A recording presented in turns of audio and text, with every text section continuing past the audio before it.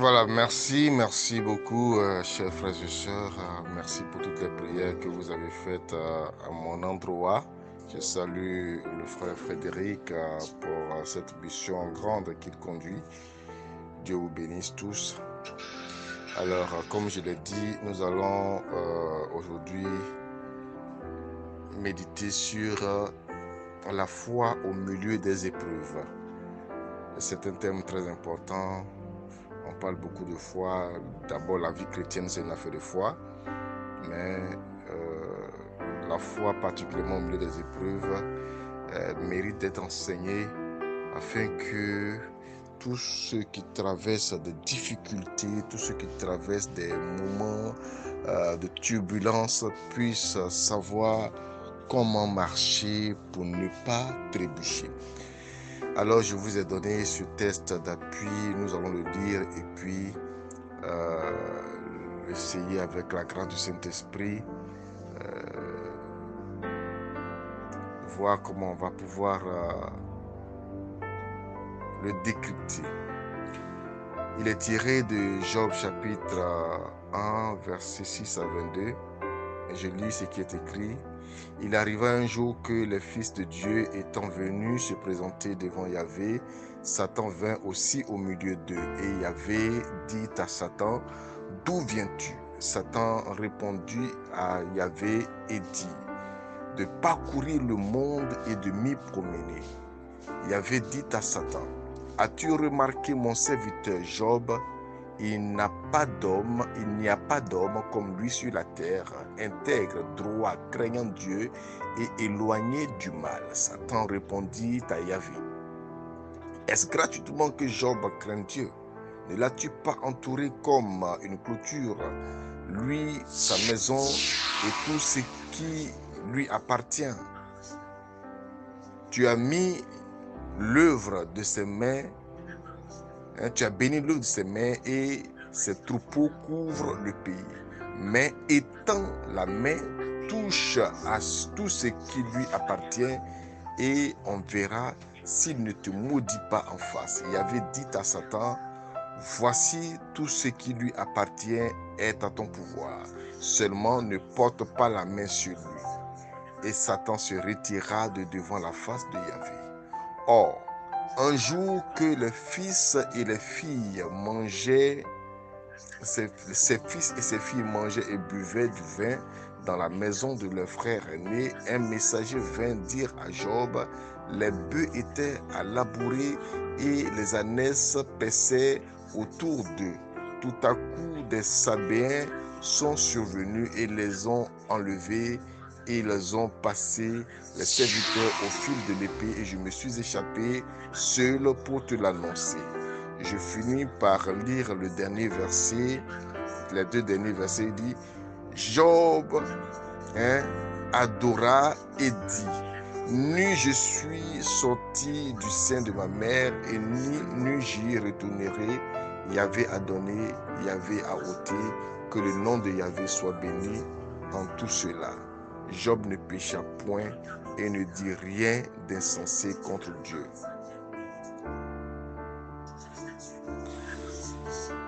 Alors,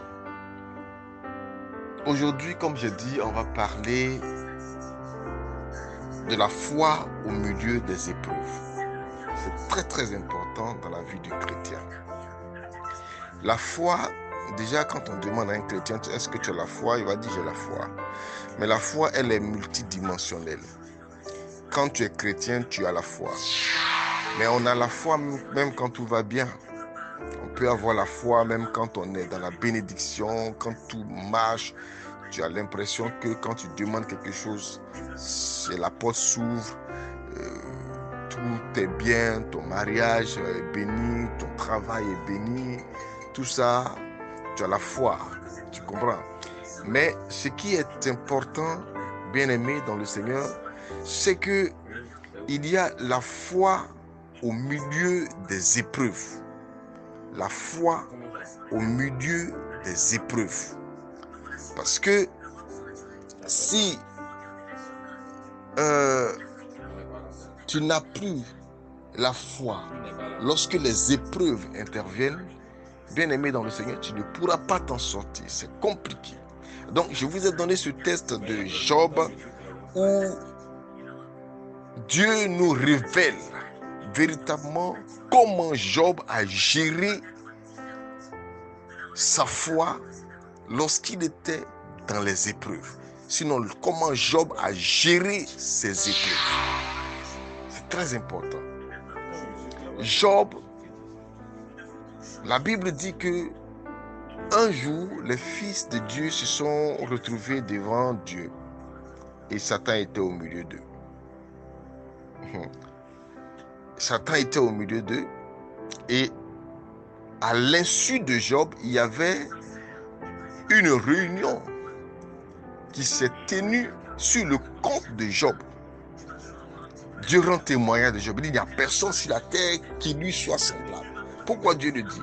Parce que Dieu a vu l'intégrité de Job. Dieu a vu la manière dont Job gère, comment Job se comporte. Et ça plaît à Dieu. Ça plaît à Dieu. Donc, Satan va dire, mais toute personne qui vit dans l'opulence peut se passer du temps à crier Dieu, Dieu, Dieu, Dieu. C'est pas ça qui est le plus important. Mais c'est quand des problèmes surviennent qu'on voit les vraies foi. Bien aimé dans le Seigneur, c'est pas faux.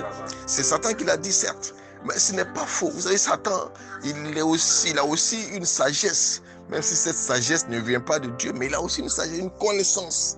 Donc il a une connaissance qui l'amène à comprendre que pour qu'on puisse reconnaître quelqu'un qui est chrétien, ce n'est pas quand tout marche pour lui. Pour qu'on puisse reconnaître quelqu'un qui est chrétien, ce n'est pas quand tu pries et puis les choses se décantent. Non, non, non, ce n'est pas ça.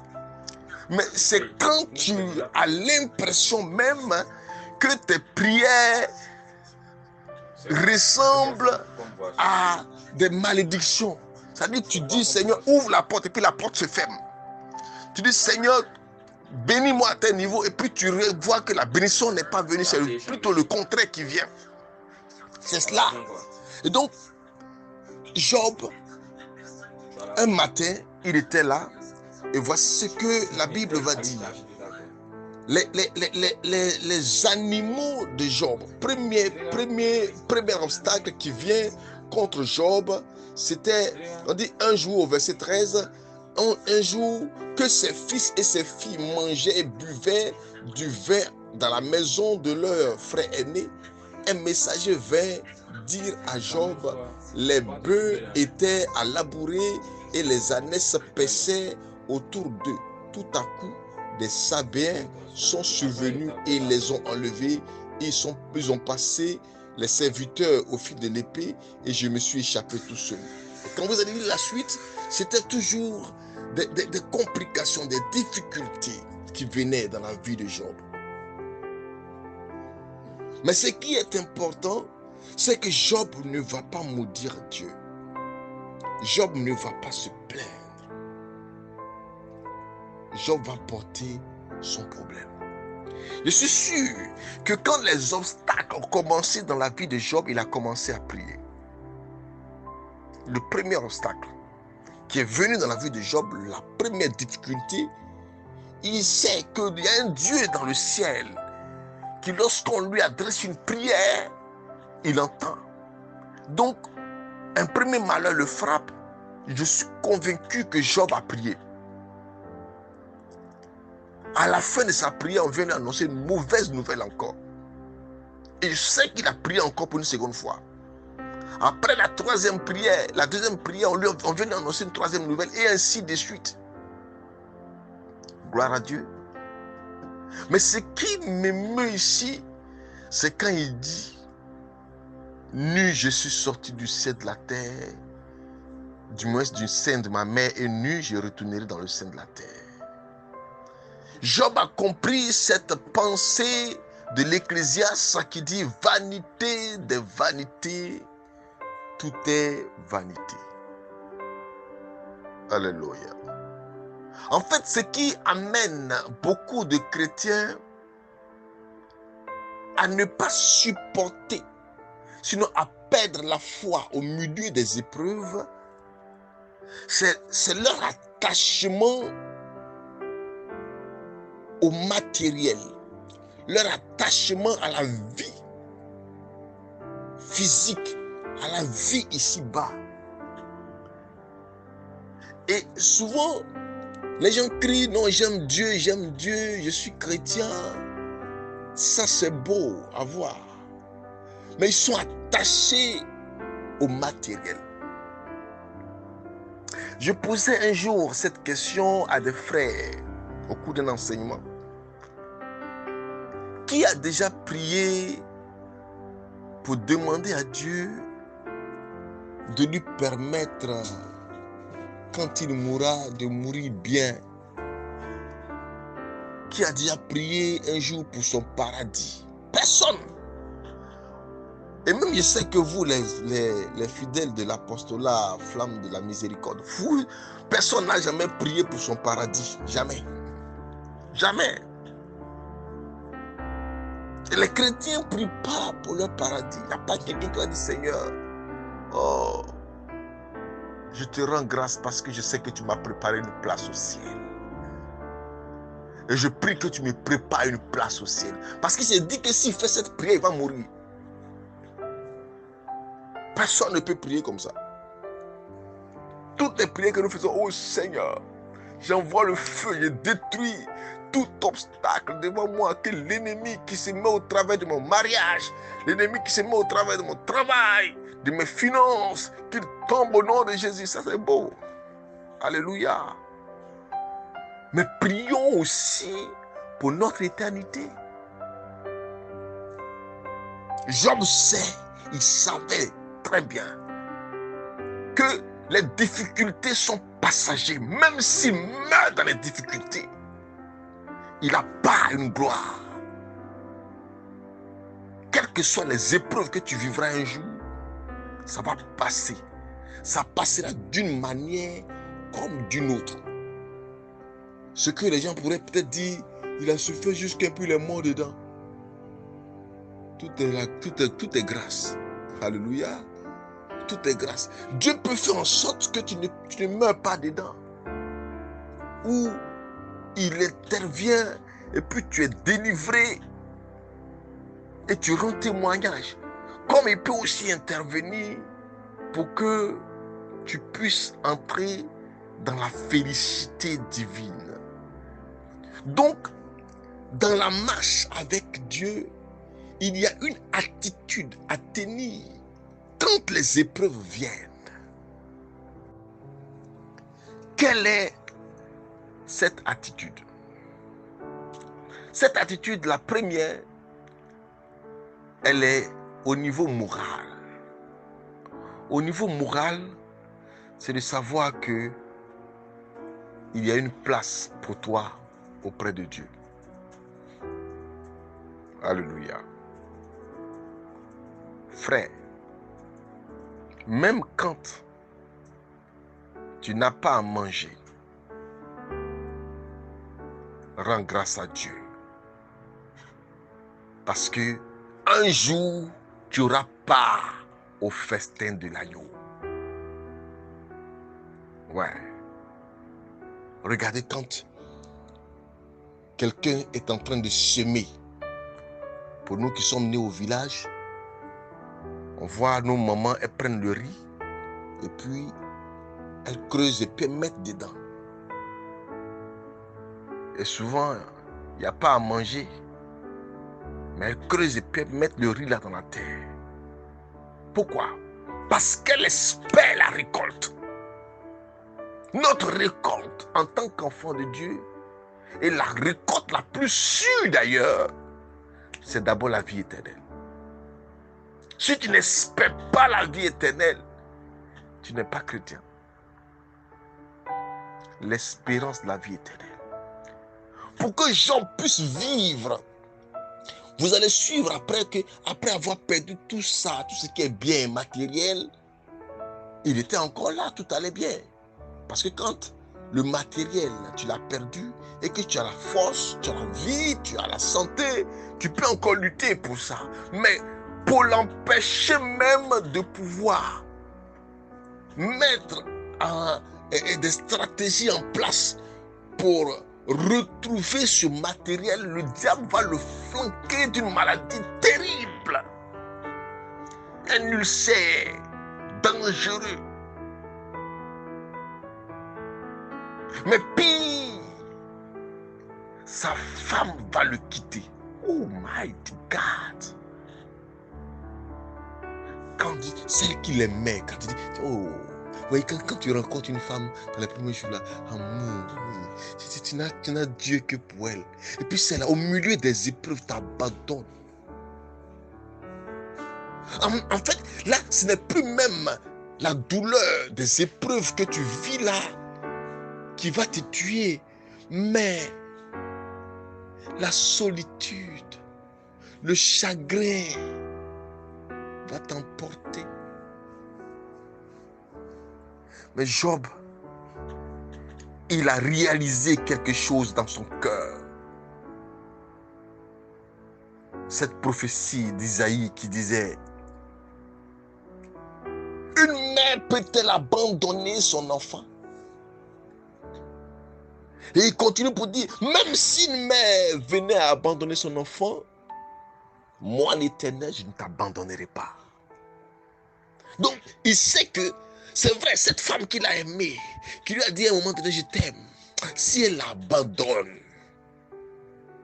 l'Éternel ne peut pas l'abandonner. Au milieu des épreuves, il faut croire en la présence indéfectible de Dieu. L'homme peut te laisser, les biens peuvent te laisser, mais Dieu reste fidèle. Même dans le péché, Dieu ne t'abandonne pas.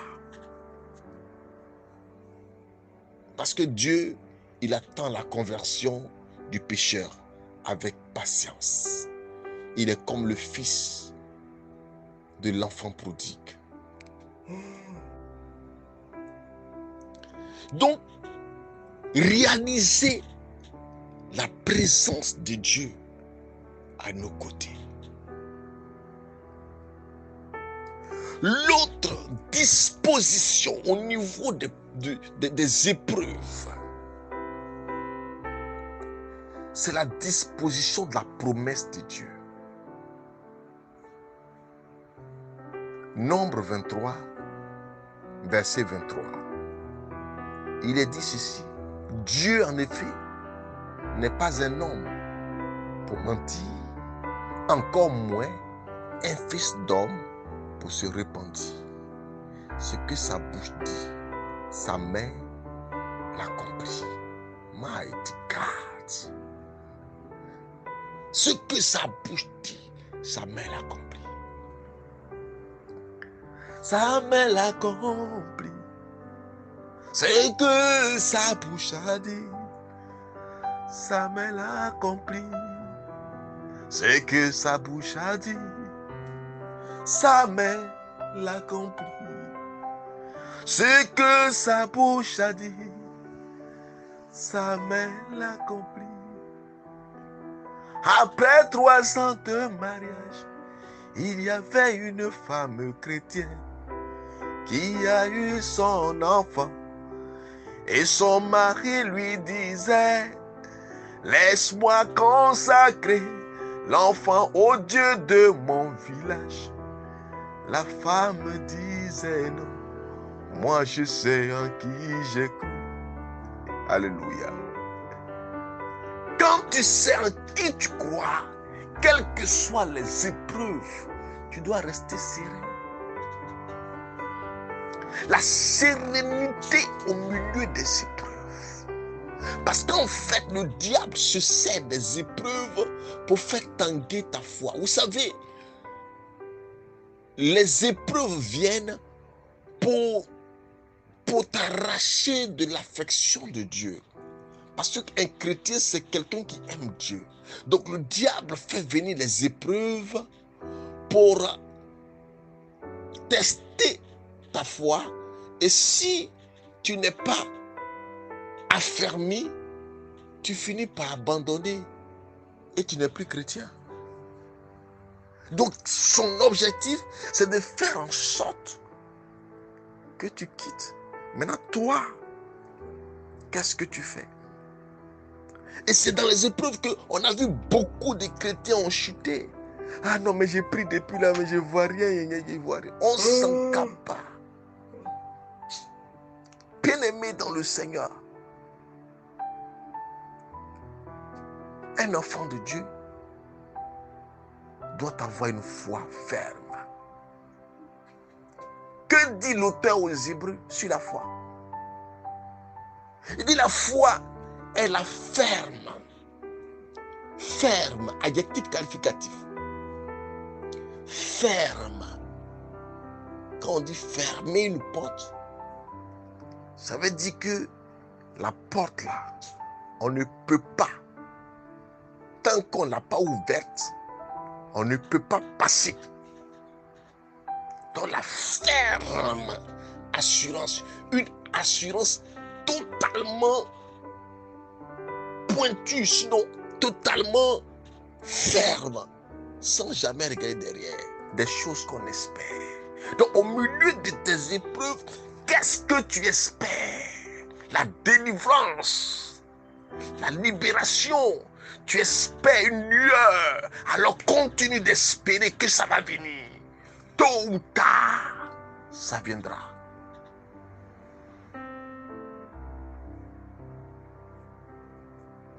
Mais l'une des choses qui fait que beaucoup chancellent à ce niveau, c'est que les chrétiens ne prient pas. Ils ne prient pas. Oui, les chrétiens ne prient pas. Parce que je vais te dire quelque chose. Je le dis, ce que je suis en train de vous enseigner, c'est des choses que j'ai vécues, pour ne pas dire que je vis. Si je vous appelle, j'appelle quelqu'un et que je commence à expliquer ma vie, il y a des gens même là qui vont me demander pardon. Homme de Dieu, vrai là, vraiment, ils vont avoir pitié de moi-même. Amen. Mais ma force vient d'où? De la prière. Ma force vient de la prière. Les épreuves brisent l'élan, comment je peux appeler ça? La paix intérieure. Quand tu traverses des épreuves, ta paix intérieure est totalement touchée. Ton équilibre est totalement brisé. C'est pourquoi vous allez voir des gens dans les épreuves là, vous allez voir qu'ils maigrissent. Il y a d'autres même quand ils étaient clairs, même ils deviennent noirs. Il y a d'autres même ils sont noirs et puis ils deviennent clairs. C'est-à-dire qu'un clair devient comment ça s'appelle, pâtre, façon là. Voilà, devient pâtre, bizarre. L'aspect devient bizarre. Le teint là change. La peau même se couvre même de boutons. En fait, ce n'est pas parce qu'il ne se lave pas bien, mais c'est parce que la chose est partie de l'intérieur et ça a impacté son physique. Il y a d'autres même qui en tombent malades. Au milieu des épreuves, ils tombent malades. Pas parce qu'il a une infection, non. Mais tout simplement parce que au niveau psychologique, il y a ce qu'on appelle les sécrétions hormonales. Les hormones de notre système nerveux. Il y a des hormones qui viennent pour alimenter notre corps. Et quand psychologiquement tu es troublé, ça crée un dysfonctionnement des hormones. Donc les hormones qui te donnent par exemple de grossir, d'avoir un teint rayonnant, ne viennent plus. Ça ne vient plus. Et tu deviens bizarre, tu deviens malade. Maintenant, si tu pries et tu pries véritablement avec la motion de l'esprit, parce que vous savez, il y a prière et puis il y a prière. Les enfants de Dieu, ils aiment prier à une nonchalance. Oui, Jésus, j'ai prié. Oui. Non, non. Un beau chrétien, surtout moi, je parle des charismatiques. Tu es un chrétien charismatique. Quand tu pries, on doit sentir que tu es charismatique. Soit tu es charismatique, ou bien tu n'es pas charismatique. Nous, on est charismatique. Donc, on prie de telle sorte à attirer l'onction de Dieu sur notre vie. Il faut prier jusqu'à ce que tu sentes la présence du Saint-Esprit. Si tu n'as pas senti la présence de l'Esprit de Dieu, c'est que tu n'es pas un chrétien. Et quand tu vas sentir la présence de l'Esprit de Dieu, au milieu des épreuves, tu es là, tu n'as pas mangé, tu n'as rien, tous les problèmes que tu as continuent d'exister, physiquement parlant, mais la paix intérieure que le matériel ne donne pas, tu l'as. La paix intérieure que l'argent ne donne pas, tu l'as. La paix intérieure que mariage ne donne pas, tu l'as. Donc du coup, tu rayonnes malgré le fait que tu n'as rien. Ou bien tu es dans, comme dirait quelqu'un, tu es dans une situation difficultueuse. Mais tu rayonnes. Donc quand les gens te vont dire, mais attends, ma soeur, tu rayonnes, hein? Toi seul tu sais ce que tu vis. C'est pourquoi même les païens utilisent cette expression. Mieux vaut faire envie que pitié. Alléluia. Mieux vaut faire envie que pitié. L'autre aspect que je veux te donner, en plus de la prière, c'est d'écouter les enseignements. Les enseignements, la parole de Dieu. Quand des hommes de Dieu prêchent, il faut avoir aujourd'hui, avec la technologie, c'est facile. Sur YouTube, il y a des enseignements. Voilà, même quand ce que les hommes de Dieu vous donnent sur la plateforme ici, vous pouvez les avoir facilement. Vous avez ça toujours sur la plateforme. Donc de temps en temps, vous pouvez les écouter. Prenez le temps pour écouter des enseignements. Prenez le temps pour écouter des enseignements. Chantez des cantiques à la gloire de Dieu. Écoutez les enseignements. Parce qu'en écoutant les enseignements, tu apprends. Tu apprends à connaître Dieu.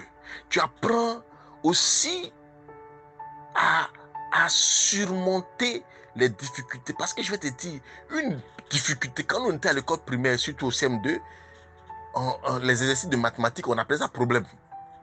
Amen. On dit problème. Mais un problème là, il y a toujours une solution. Comment on résout les problèmes de CM2? Pour ceux qui ont fait CM2, on met solution, opération, résultat. Solution, opération, résultat. Ça veut dire que le problème là, il y a toujours une solution. Il y a toujours une solution. Si toi, ton problème là n'a pas de solution, c'est que ce n'est pas un problème. C'est comment dire, un meurtre. Ce n'est pas un problème. Tous les problèmes résultats ont une solution. Amen. Donc, il y a forcément une solution à ce que tu vis. Donc, en écoutant les enseignements sur les chaînes de télévision, à la radio, ou bien les audios que tu as sur ton téléphone, sur Internet, tu vas apprendre. Et tu vas te rendre compte que quelqu'un est en train de toucher ton sujet particulièrement. Comment tu vas faire pour t'en sortir? Comment tu vas faire pour t'en sortir? Amen, amen. Et la personne va toucher le point et te donner même des solutions. Et toi, seul connaissant ta situation, tu peux adapter ça, même s'il n'a pas dit ça clairement, tu peux adapter et puis trouver une voie de sortie à travers les enseignements. Lire aussi la parole de Dieu. Parce que dans la Bible, il y a des cas de personnes qui ont traversé, comme le cas de Job dont je suis en train de vous parler, mais qui ont traversé des difficultés. Comment ils ont fait pour s'en sortir?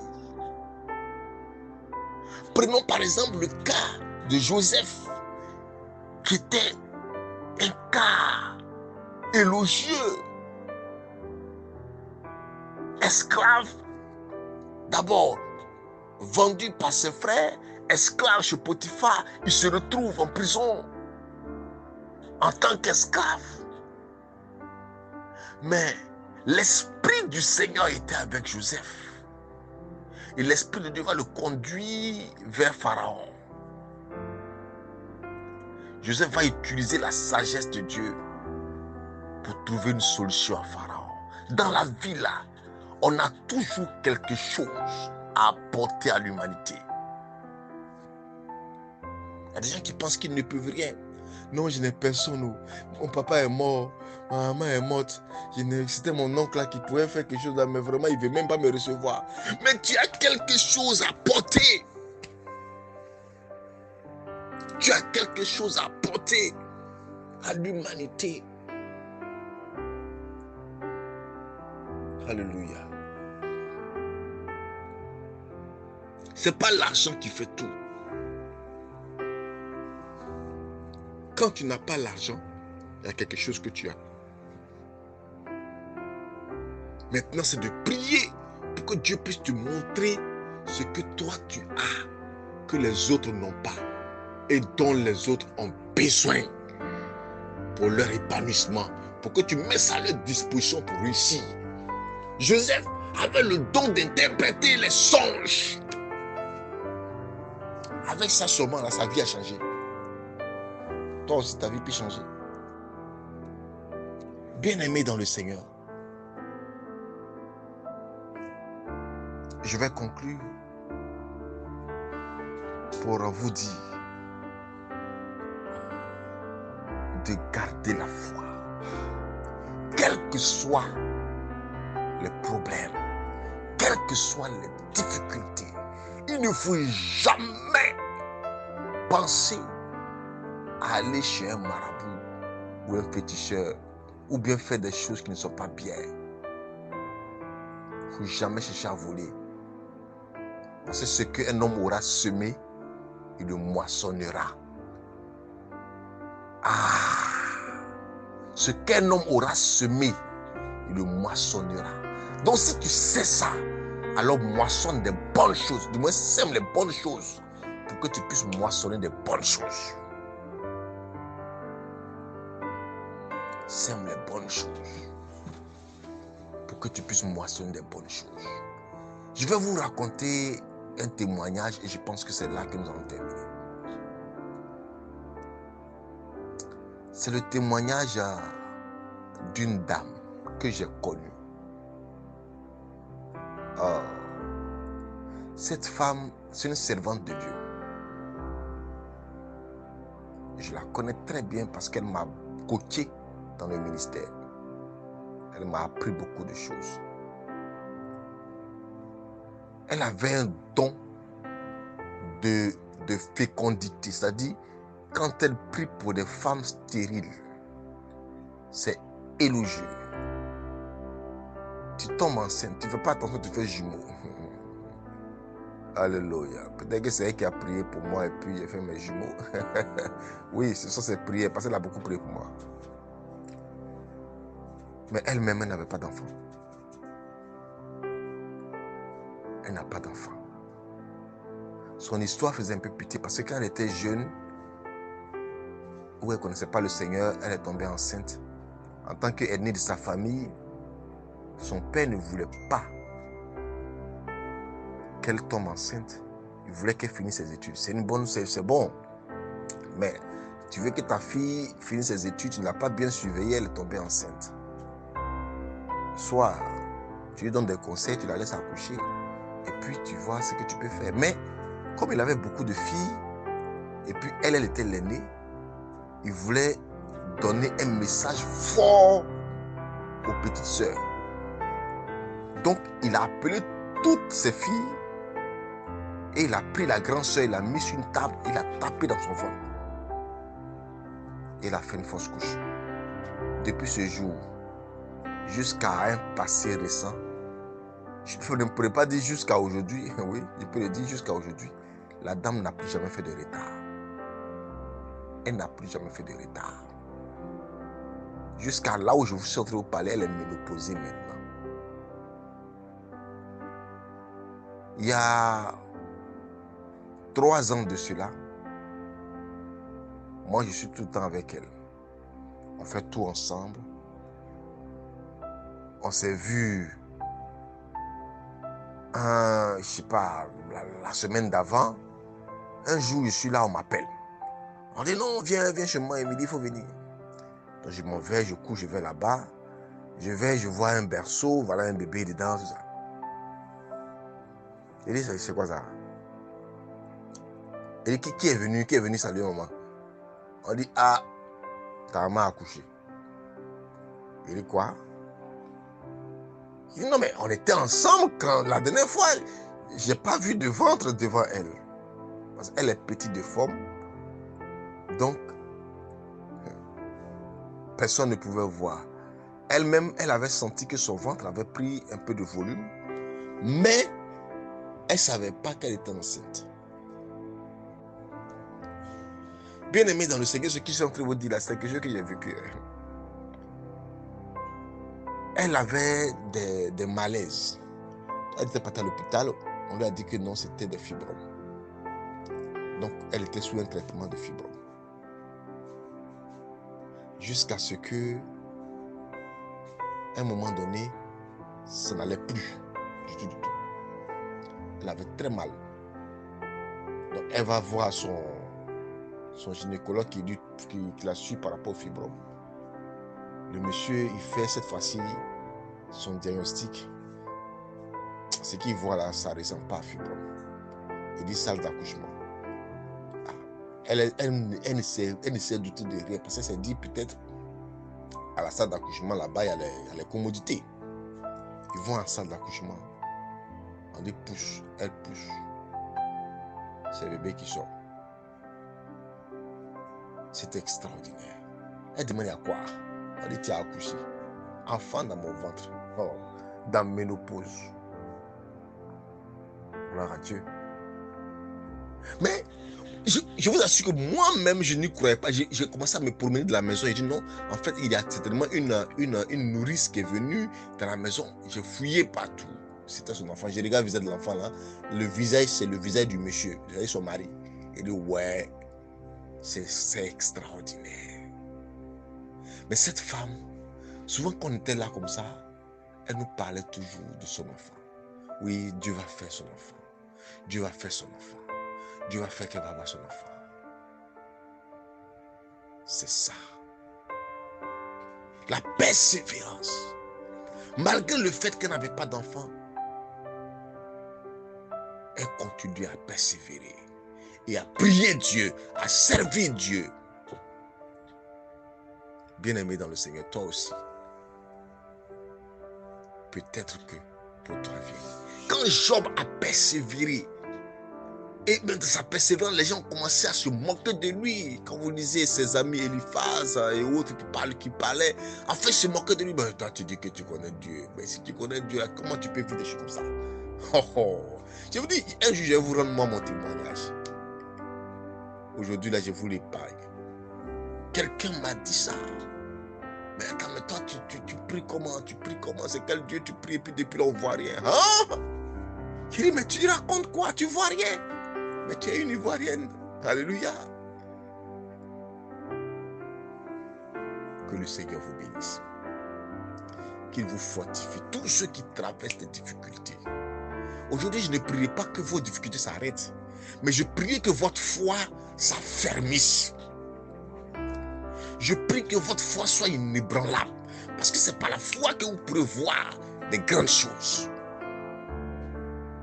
Que Dieu affermisse votre foi pour que vous soyez des modèles de vie chrétienne.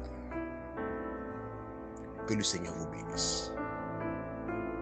Je vais prier pour vous. Éternel mon Dieu, bon roi, je prie Père pour tes enfants. Accorde-leur, Seigneur Dieu de gloire, de grandir dans la foi, d'avoir une foi inébranlable, afin que, Seigneur, leur vie puisse être à la gloire de ton nom. Qu'ils ressemblent à Job, qu'ils ressemblent à Joseph, qu'ils ressemblent à David. Parce que la Bible dit, il n'a pas regardé sa condition d'être l'égal de Dieu, mais s'est rabaissé. Il s'est humilié jusqu'à mourir. Et c'est pourquoi toi, Seigneur, tu l'as élevé. Et de cette même manière, par la foi et la persévérance, tu nous élèveras. Shalom à tous. Que Dieu nous bénisse. Lui qui vit règne pour les siècles des siècles. Amen.